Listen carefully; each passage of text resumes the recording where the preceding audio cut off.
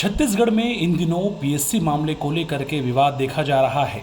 हाल ही में जैसे ही टॉपर लोगों की लिस्ट जारी हुई उसके बाद छत्तीसगढ़ लोक सेवा आयोग को लेकर कई तरह के सवाल खड़े हुए।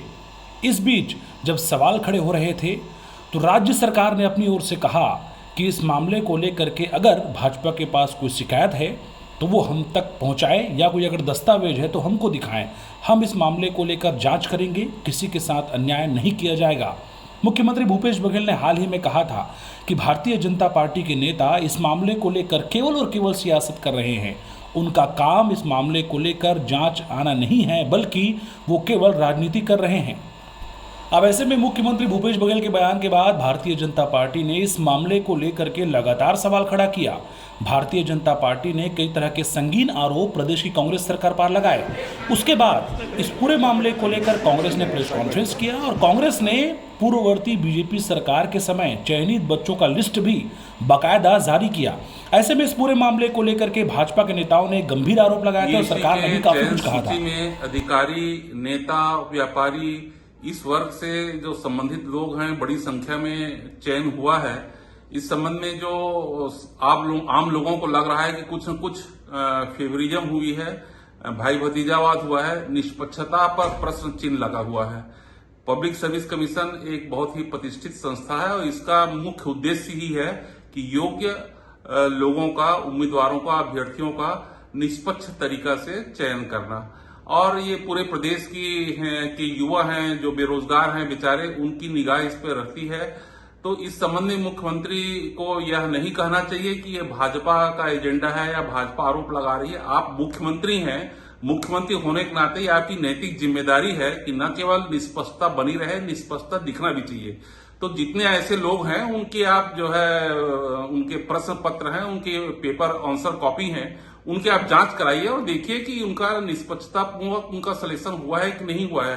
क्लियर आप जो ये कह के कि ये भाजपा का आरोप लगाती है, आप इस तरह से पार्टीगत राजनीति में हर चीज मत डालिए।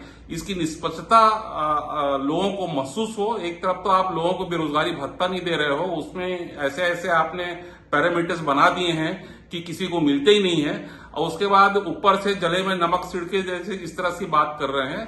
इसकी योग्य अभ्यर्थियों का चयन हुआ है कि नहीं हुआ है, ये देखना मुख्यमंत्री की नैतिक जिम्मेदारी है और ये उनको देखना चाहिए। इनके पास कोई काम ही नहीं है ना।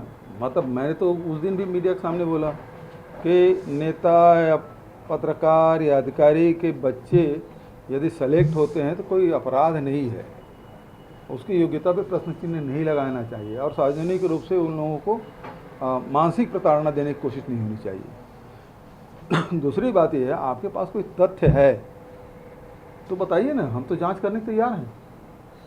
आप तथ्य तो दो। इनके पास कोई तथ्य नहीं है। सुबह सो उठ के सोशल मीडिया में लोग सक्रिय रहते हैं, किसी की छवि बिगाड़ने के लिए, किसी को बदनाम करने के लिए, कैसे करना है वो उसी में लगे रहते हैं। 2018 का मेरा फोटो एक छाप दिया, गिलास में चाय पी रहा हूँ। आज किसी भूतपूर्व नेता प्रतिपक्ष भूत अचानक जागा और मेरा फोटो डाल दिए। तो इन लोगों के पास अब कोई काम नहीं है। इनको एक ही ट्रेनिंग दी गई है कि इनके पास कोई मुद्दे नहीं है। जनता में इसका जनाधार खत्म हो गया है, विश्वास जनता भारतीय जनता पार्टी के लोग कर नहीं रहे। तो अब क्या, तो एक ही काम कि कांग्रेस पार्टी के नेताओं को, सत्ता पक्ष में बैठे हुए लोगों का या कोई भी कार्यक्रम है उसको बदनाम करो। जाएंगे कहीं नहीं। गोढ़ी में एक बार गए, उसके बाद दूसरा का उठान कौन से जाने वाले हैं उसका पता नहीं। 10,000 का उठान है और 4 महीने चुनाव है। ठीक है, थैंक यू।